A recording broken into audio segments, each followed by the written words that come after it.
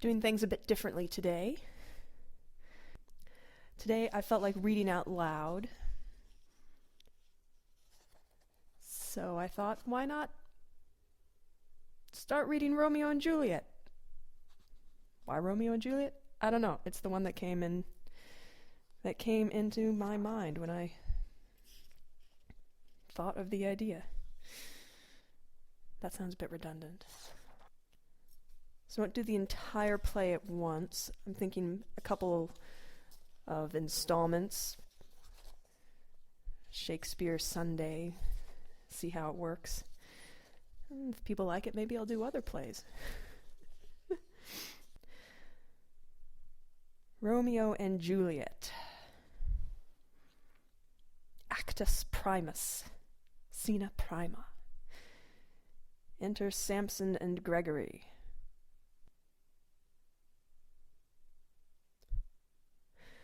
Ah, my word, we'll not carry coals. No, for then we should be colliers. I mean, if we be in collar, we'll draw. Aye, while you live, draw your neck out o' the collar.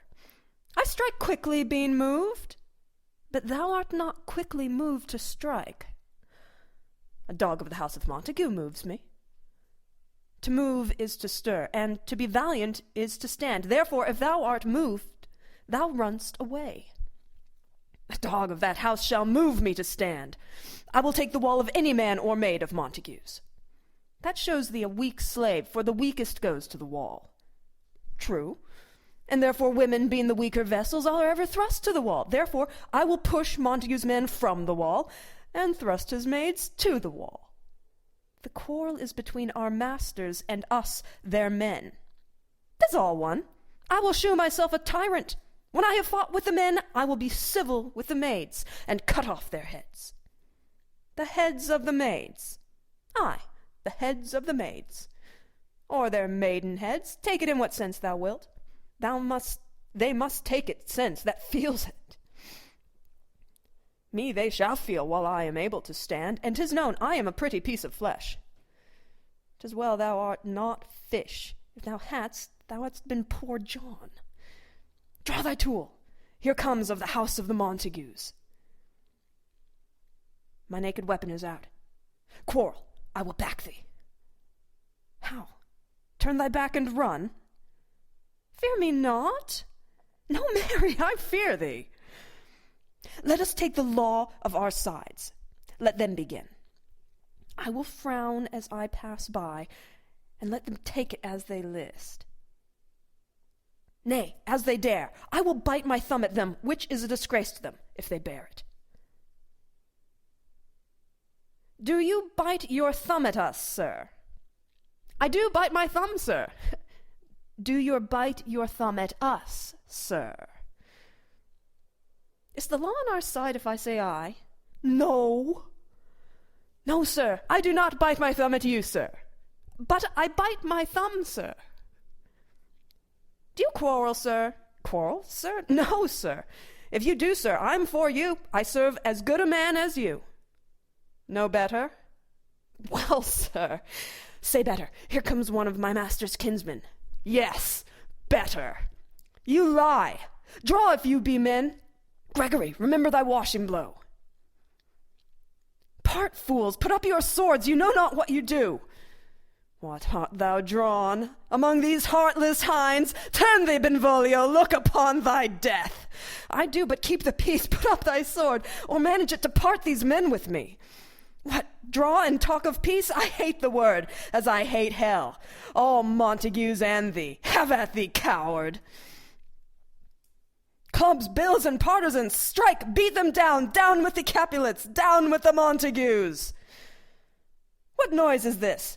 Give me my long sword. Ho! A crutch! A crutch! What call you for a sword? Oh, my sword, I say. Old Montague is come and flourishes his blade in spite of me. Thou villain, Capulet, hold me not, let me go. Thou shalt not stir a foot to seek a foe. Enter Prince Escales with his train. Rebellious subjects, enemies to peace, profaners of this neighbor-stained steel, will they not hear? What, ho, you men, you beasts that quench the fire of your pernicious rage with purple fountains issuing from your veins. On pain of torture from those bloody hands, throw your mistempered weapons to the ground, and hear the sentence of your moved prince. 3 civil brawls, bred of an airy word by thee, old Capulet and Montague, have thrice disturbed the quiet of our streets, and made Verona's ancient citizens cast by their grave beseeming ornaments, to wield old partisans in hands as old, cankered with peace, to part your cankered hate.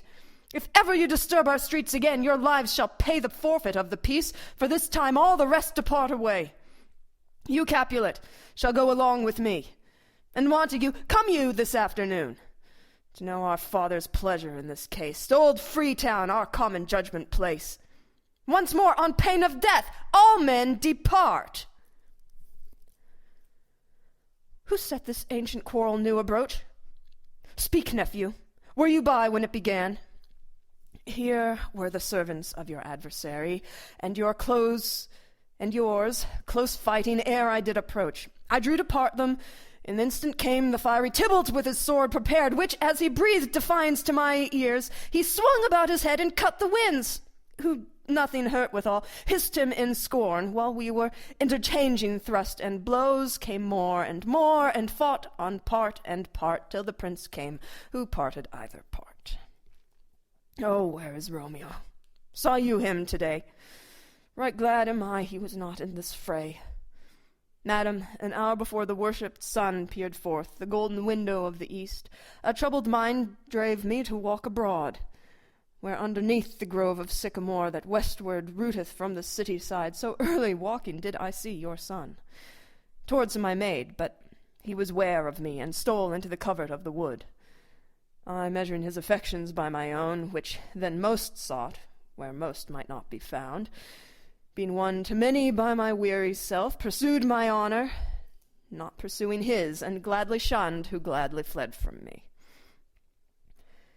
Many a morning hath he been seen, with tears augmenting the fresh morning dew, adding to clouds more clouds with his deep sighs, but also soon, as the all-cheering sun should in the farthest east begin to draw the shady curtains from Aurora's bed, away from light steals home my heavy son, and private in his chamber pens himself, shuts up his windows, locks fair daylight out, and makes himself an artificial night. Black and portentous must this humour prove, unless good counsel may the cause remove. My noble uncle, do you know the cause? I neither know it nor can learn of him. Have you importuned him by any means? Both by myself and many others, friends. But his own affection's counsellor is to himself, I will not say how true, but to himself so secret and so close, so far from founding and discovery, as is the bud bit with an envious worm, ere he can spread his sweet leaves to the air, or dedicate his beauty to the same. Could we but learn from whence his sorrows grow, we would as willingly give cure as know. See, where he comes. So please you, step aside. I'll know his grievance, or be much denied. I would thou wert so happy by thy stay, to hear shift.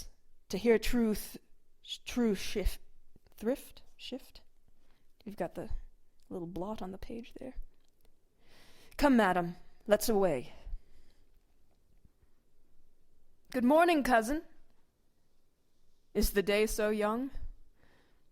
But news stroke 9. Ay me, sad hours seem long. Was that my father that went hence so fast? It was. What sadness lengthens Romeo's hours? Not having that which having makes them short.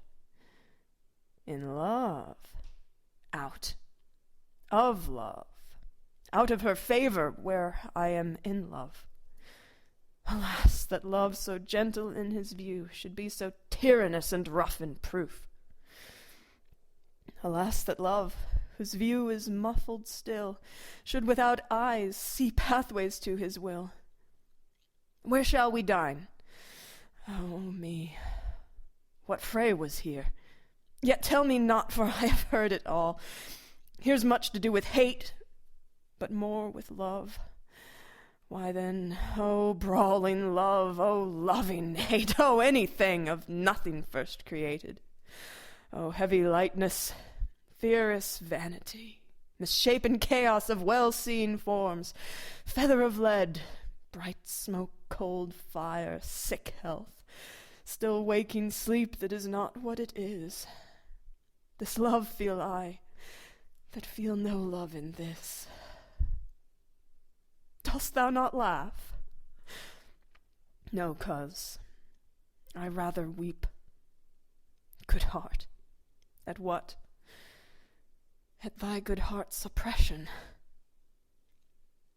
Why, such as love's transfigration. Griefs of mine own lie heavy in my breast, which thou wilt propagate to have it pressed with more of thine. This love that thou hast shown doth add more grief to too much of mine own. Love is a smoke made with the fume of sighs, being purged a fire sparkling in lovers' eyes, being vexed a sea nourished with loving tears. What is it else? A madness most discreet, a choking gall, and a preserving sweet. Farewell, my coz. Soft, I will go along, and if you leave me so, you do me wrong. I have lost myself. I am not here. This is not Romeo. He's some other where. Tell me in sadness, who is it that you love? What shall I groan and tell thee? Groan? Why, no, but sadly tell me who. A sick man in sadness makes his will. A word ill-urged to do that is so ill. In sadness, cousin, I do love a woman. I aimed so near when I supposed you loved. A right good mark, man, and she's fair, I love. A right fair mark, a fair coz, as soonest hit. Well, in that hit you miss. She'll not be hit with Cupid's arrow. She hath Dian's wit, and in strong proof of chastity well armed. From love's weak childish bow she lives uncharmed. She will not stay the siege of loving tears,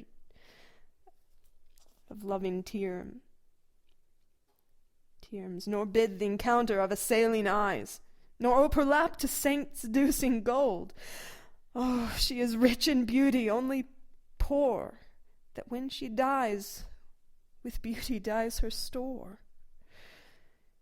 Then she hath sworn that she will still live chaste? She hath, and in that sparing make huge waste.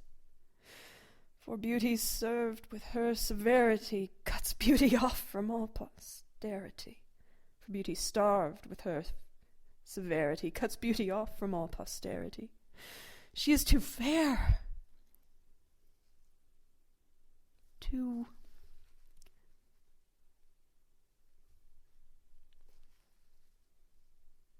I confess I can't tell what word that is. To wissue.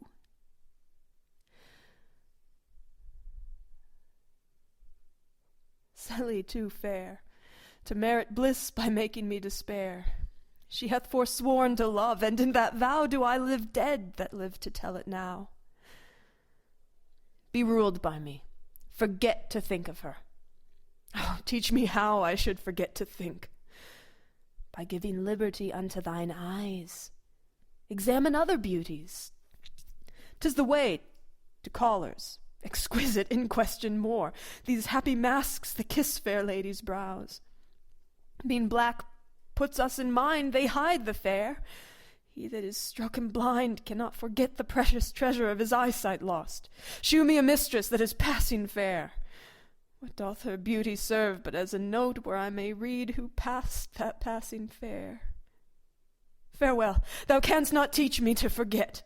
I'll pay that doctrine, or else live in debt. Romeo and Benvolio exit, replaced with Capulet, Count Paris, and the Clown. Montague is bound as well as I. and penalty alike, and 'tis not hard, I think, for men so old as we to keep the peace. Of honorable reckoning are you both, and pity 'tis you lived at odds for so long. But now, my lord, what say you to my suit? But say nor what I have said before. My child is yet a stranger to the world. She hath not seen the change of 14 years. Let 2 more summers wither in their pride, ere we may think her ripe to be a bride. Younger than she our happy mother's made, and too soon marred are those so early made. Earth hath swallowed all my hopes but she's the hopeful lady of my earth. But woo her, gentle Paris, get her heart. My will to her consent is but a part, and she agree. Within her scope of choice lies my consent, and fair according voice. This night I hold an old accustomed feast, whereto I have invited many a guest, such as I love, and you among the store. One more, most welcome, makes my number more. At my poor house look to behold this night earth-treading stars that make dark heaven light. Such comfort as do lusty young men feel when well apparelled April on the heel of limping winter treads. Even such delight among fresh fennel buds shall you this night inherit at my house. Hear all see, and like her most whose merit most shall be. Which one more view of many, mine being one, may stand in number, though in reckoning none. Come, go with me, go, sirrah, trudge about through fair Verona. Find those persons out whose names are written there, and to them say my house and welcome. On their pleasure stay. Find them out whose names are written. Here it is written that the shoemaker should meddle with his yard, and the tailor with his last, the fisher with his pencil, and the painter with his nets. But I am sent to find those persons whose names are writ, and can never find what names the writing person here hath writ. I must to the learned, in good time. Tut, man. Re-enter Benvolio and Romeo. Tut, man, one fire burns out, another's burning. One pain is lessened by another's anguish. Turn giddy and be halt by backward turning. One desperate grief cures with another's languish. Take thou some new infection to the eye, and the rank poison of the old will die. Your plant and leaf is excellent for that. For what, I pray thee? For your broken shin. Why, Romeo, art thou mad? Not mad, but bound more than a madman is. Shut up in prison, kept without my food, whipped and tormented, and golden good fellow. Godden, I pray, sir, can you read? I mine own fortune in my miseries. Perhaps you have learned it without book, but I pray, can you read anything you see? If I know the letters and the language. Ye say honestly. Rest you merry. Stay, fellow, I can read. He reads the letter. Signor Martino and his wife and daughter, County Anselm and his beauteous sisters, the lady widow of Utrunio, Signor Placentio and his lovely nieces, Mercutio and his brother Valentine, mine uncle Capulet, his wife and daughter, my fair niece Rosaline, Linnea, Signor Valentio and his cousin Tybalt, Lucio and the lovely Helena. A fair assembly. Whither should they come? Up. Whither? To supper? To our house. Whose house? My master's. Indeed, I should have asked you that before. Now I'll tell you without asking. My master is the great rich Capulet, and if you be not of the house of Montagues, I pray come and crush a cup of wine. Rest you merry. At this same ancient feast of Capulets sups the fair Rosaline, whom thou so loves. With all the admired beauties of Verona, go thither, and with unattainted eye compare her face with some that I shall show, and I will make thee think thy swan a crow. When the devout religion of mine eye maintains such falsehood, then turn tears to fire, and these who often drowned could never die. Transparent heretics be burnt for liars, one fairer than my love. The all-seen sun ne'er saw her match, since first the world begun. Tut! You saw her fair, none else being by, herself poised with herself in either eye. But in that crystal scale, let there be weighed your lady's love against some other maid, that I will show you, shining at this feast. And she shews scant shell. Well, that now shows best. I'll go along, no such sight to be shown, but to rejoice in splendor of mine own. Capulet, wife, and nurse. Nurse, where's my daughter? Call her forth to me. Now, by my maidenhead, a 12-year-old, I bade her come. What lamb, what ladybird, God forbid, where's this girl? What? Juliet! How now? Who calls? Your mother. Madam, I am here. What is your will? This is the matter. Nurse, give leave a while. We must talk in secret. Nurse, come back again. I have remembered me. Thou shalt hear our counsel. Thou knowest my daughter's of a pretty age. Faith, I can tell her age unto an hour. She's not 14. I'll lay 14 of my teeth, and yet to my teen be it spoken, I have but 4. She's not 14. How long is it now to Lammas tide? A fortnight and odd days. Even or odds, of all days in the year come, Lammas Eve, at night shall she be 14. Suffin and she, God rest all Christian souls, were of an age. Well, Suffin is with God, she was too good for me. But as I said, on Lammas Eve, at night shall she be 14. That shall she marry, I remember it well. 'Tis since the earthquake now 11 years, and she was weaned. I never shall forget it of all the days of the year, upon that day. For I had then laid wormwood to my dug fitting in the sun under the dove-house wall, my lord, and you were then at Mantua. Nay, I do bear a brain. But, as I said, when it did taste the wormwood on the nipple of my dug, and felt it bitter, pretty fool, to see it teachy, and fall out with the dug. Shake, quoth the dove-house.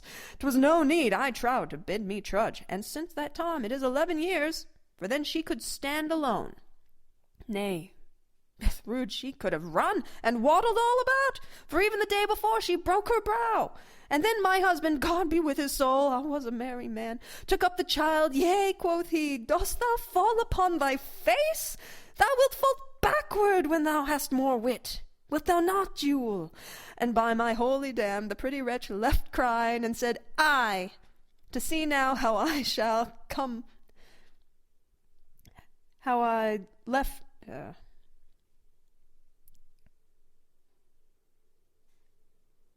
Apologies. Sometimes with the old writing, I look at this and I'm like, I don't know what word it is that's supposed to be. To see now how I jest? How I jest shall come about. I warrant, and I shall live 1,000 years. I never should forget it. Wilt thou not, Juliet? Quoth he. And pretty fool, it stinted and said so. It stinted and said I. Enough of this, I pray thee, hold thy peace. Yes, madam, yet I cannot choose but laugh to think it should leave crying and say I. And yet I warrant it had upon its brow a bump as big as a young cockerel's stone, a perilous knock, and it cried bitterly. Yea, quoth my husband, fall upon thy face, thou wilt fall backward when thou comest to age. Wilt thou not, Jewel? It stinted and said I. And stint thou too, I pray thee, nurse, say I. Peace, I have done. God mark thee to his grace, thou wast the prettiest babe that e'er I nursed, and I might live to see thee married once. I have my wish. Mary is the very theme I came to talk of. Tell my daughter Juliet, how stands your disposition to be married? It is an hour that I dream not of. An hour were not I thine only nurse, I would say thou hadst sucked wisdom from thy teat. Well, think of marriage now. Younger than you, here in Verona, ladies of esteem, are made already mothers. By my count I was your mother, much upon these years that you are now a maid. Thus then, in brief, the valiant Paris seeks you for his love. A man, young lady? Lady? Such a man as all the world, why, he's a man of wax. Verona's summer hath not such a flower. Nay, he's a flower, in faith, a very flower. What say you? Can you love the gentleman? This night you shall behold him at our feast. Read o'er the volume of young Paris' face, and find delight writ there with beauty's pen. Examine every several lineament, and see how one another lends content. And what obscured in this fair volume lies, find written in the margent of his eyes, this precious book of love, this unbound lover. To beautify him only lacks a cover. The fish lives in the sea, and 'tis much pride for fair without, the fair within to hide. That book in many's eyes doth share the glory that in gold clasps locks in the golden store. So shall you share all that he doth possess, by having him, making yourself no less. No less, nay, bigger. Women grow by men. Speak briefly. Can you like of Paris, love? I'll look to like, if looking liking move. But no more deep will I endart mine eye than your consent gives strength to make fly. Madam, the guests are come, supper served up. You called, my young lady asked for. The nurse cursed in the pantry, and everything in extremity I must hence to wait.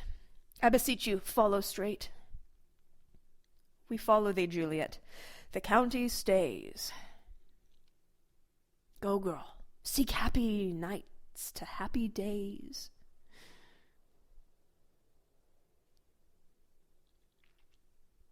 Enter Romeo Mercutio Benvolio with revelers, well, maskers and torchbearers. Revelers. What shall this be?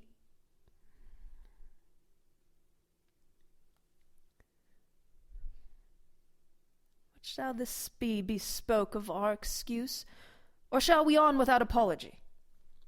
The date is out of such proclivity, we'll have no Cupid hoodwinked with a scarf, bearing a Tartar's painted bow of lath, scaring the ladies like a crow-keeper. But let them measure us by what they will. We'll measure them a measure, and be gone. Give me a torch. I am not for this ambling. Being but heavy, I will bear the light. Nay, gentle Romeo, we must have you dance. Not, I believe me. You have dancing shoes with nimble soles. I have a soul of lead, so stakes me to the ground. I cannot move. You are a lover. Borrow Cupid's wings and soar with them above a common bound. I am too fore and pierced with his shaft to soar with his light feathers and to bound. I cannot bound a pitch above dull woe. Under love's heavy burthen do I sink. And to sink in it, should you burthen love, to great oppression for a tender thing. Is love a tender thing? It is too rough, too rude, too boisterous, and it pricks like thorn. If love be rough with you, be rough with love. Prick love for pricking, and you beat love down. Give me a case to put my visage in. A visor for a visor. What care I what curious eye doth quote deformities? Here are the beetle brows shall blush for me. Come, knock and enter, and no sooner in, but every man betake him to his legs. A torch for me. Let wantons light of heart tickle the senseless rushes with their heels, for I am proverbed with a grandier phrase. I'll be a candle holder and look on. The game was ne'er so fair, and I am done.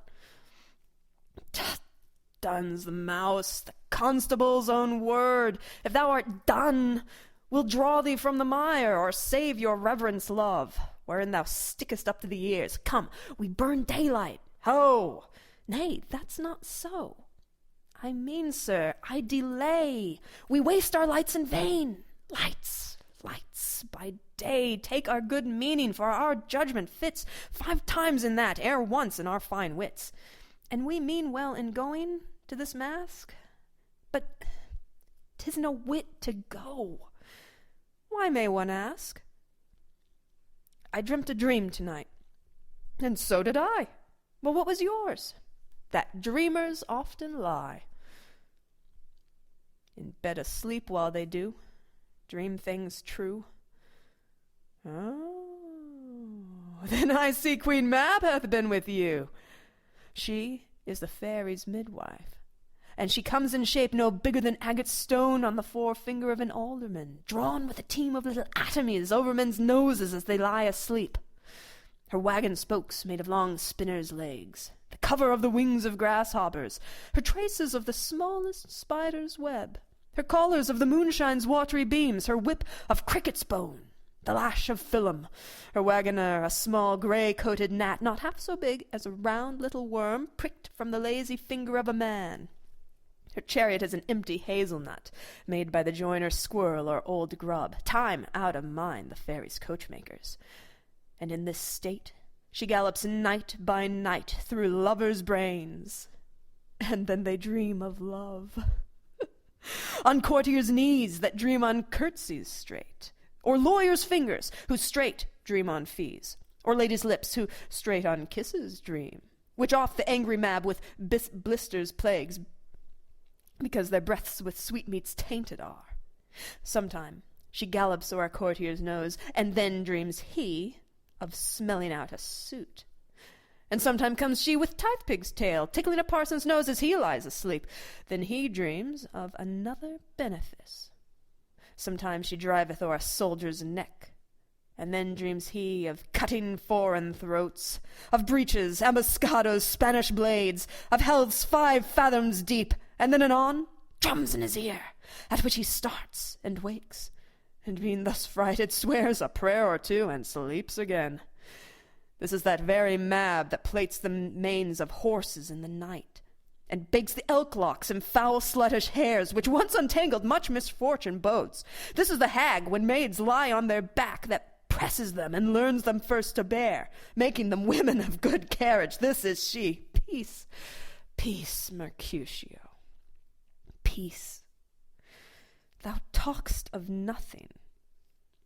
True, I talk of dreams, which are the children of an idle brain, begot of nothing but vain fantasy, which is as thin of substance as the air, and more inconstant than the wind, who woos even now the frozen bosom of the north, and being angered, puffs away from thence, turning his side to the dew-dropping south. This wind you talk of blows us from ourselves. Supper is done, and we shall come too late. I fear too early, for my mind misgives.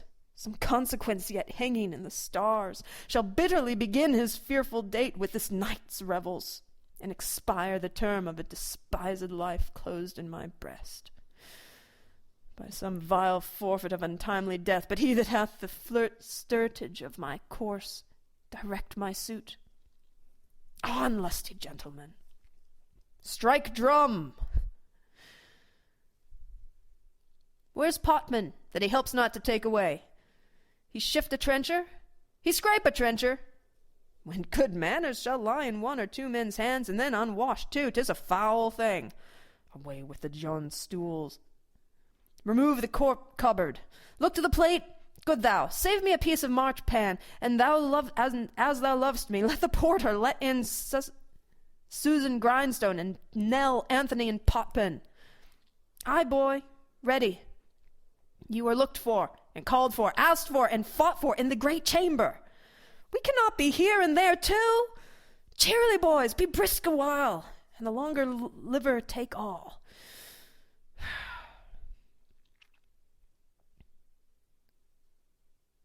Capulets. Welcome, gentlemen. Ladies that have their toes unplagued with corns will walk about with you. And, my mistress, which of you all will now deny to dance? She that makes dainty, she, I'll swear, hath corns. Am I come near ye now? Welcome, gentlemen. I have seen the day that I have worn a visor, and could tell a whispering tale in a fair lady's ear, such as would please. 'Tis gone, 'tis gone, 'tis gone. You are welcome, gentlemen. Come, musicians, play. Hall, give room, and foot it, girls. More light, you knaves, and turn the tables up, and quench the fire. The room is grown too hot. Ah, sirrah, this unlooked-for sport comes well. Nay, sit. Good cousin Capulet, for you and I are past our dancing days. How long is't now since last yourself and I were in a mask? Lady, 30 years. What, man, 'tis not so much. 'Tis since the nuptial of Lucentio. Come Pentecost, as quickly as it will, some 25 years, and then we masked. 'Tis more. His son is elder, sir. His son is 30. Will you tell me that? His son was but a ward 2 years ago. What lady is that which doth enrich the hand of yonder knight? I know not, sir. Oh, she doth teach the torches to burn bright. It seems she hangs upon the cheek of night as a rich jewel in an Aethiop's ear.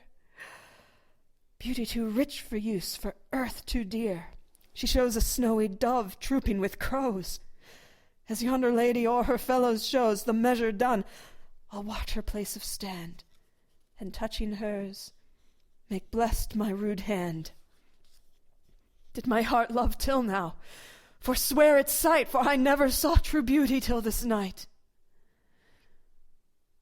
This, by his voice, should be a Montague. Fetch me my rapier, boy. What dares the slave come hither, covered with an antique face, to fleer and scorn at our solemnity? Now, by the stock and honour of my kin, to strike him dead, I hold it not a sin. Why, how now, kinsman? Wherefore storm you so? Uncle, this is a Montague, our foe, a villain that is hither come in spite to scorn at our solemnity this night. Young Romeo, is it? 'Tis he, that villain Romeo. Content thee, gentle coz. Let him alone. I bears him like a portly gentleman, and to say truth, Verona brags of him to be a virtuous and well-governed youth. I would not for the wealth of all the town here in my house do him disparagement. Therefore be patient. Take no note of him. It is my will, the which if thou respect, show a fair presence, and put off these frowns and ill-beseeming semblance for a feast. It sits with such a villain as a guest. It fits when such a villain is a guest. I'll not endure him. He shall be endured. What good man, boy, I say he shall. Go to! Am I the master here, or you? Go to! You'll not endure him. God shall mend my soul, you'll make a mutiny among the guests. You will set cock a hoop, you'll by the man. Why, uncle, 'tis a shame! Go to! Go to! You are a saucy boy. Is't so indeed? This trick may chance to scath you. I know what, you must contrary me. Marry, 'tis time. Well said, my hearts, you are prince-cocks. Go, be quiet, or more light, for shame, I'll make you quiet. What? Cheerily, my hearts. Patience, perforce, with wilful choler meeting, makes my flesh tremble in their different greeting. I will withdraw, but this intrusion shall now, seeming sweet, convert to bitter gall. If I profane with my unworthiest hand this holy shrine, the gentle sin is this: my lips to blushing pilgrims did ready stand, to smooth that rough touch with a tender kiss. Good pilgrim, you do wrong your hand too much. Which mannerly devotion shews in this? For saints have hands, that pilgrims' hands do touch, and palm to palm is holy palmer's kiss. Have not saints lips, and holy palmers too? Ay, pilgrim, lips that they must use in prayer. Oh, then, dear saint, let lips do what hands do. They pray, grant thou, lest faith turn to despair. Saints do not move, though grant for prayer's sake. Then move not while my prayer's effect I take. Thus from my lips, by thine my sin is purged. Then have my lips the sin that they have took. Sin from my lips? Oh, trespass sweetly urged. Give me my sin again. You kiss by the book. Madam, your mother craves a word with you. What is her mother? Merry bachelor, her mother is the lady of the house, and a good lady, and a wife, and virtuous. I nursed her daughter, that you talked withal. I tell you, he that can lay hold of her shall have the chinks. Is she a Capulet? Oh, dear Count, my life is my foe's debt. Away, begone, the sport is at the best. I fear, the more is my unrest. Nay, gentlemen, prepare not to be gone. We have a trifling, foolish banquet towards. Is it even so? Why, then, I thank you all. I thank you, honest gentlemen. Good night. More torches here. Come on, then let's to bed. Ah, sirrah, by my say, it waxes late. I'll to my rest. Come hither, nurse. What is yond gentleman? The son and heir of old Tiberio. What's he that now is going out of door? Marry, that, I think, be young Petruchio. What's he that follows here, that would not dance? I know not. Go ask his name.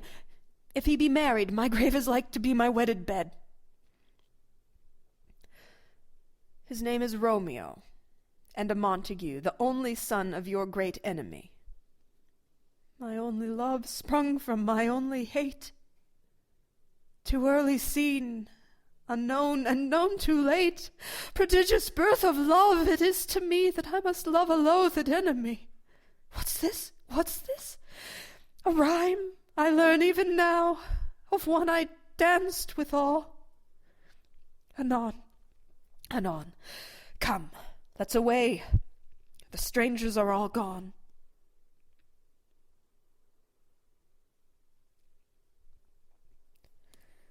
And let's stop there.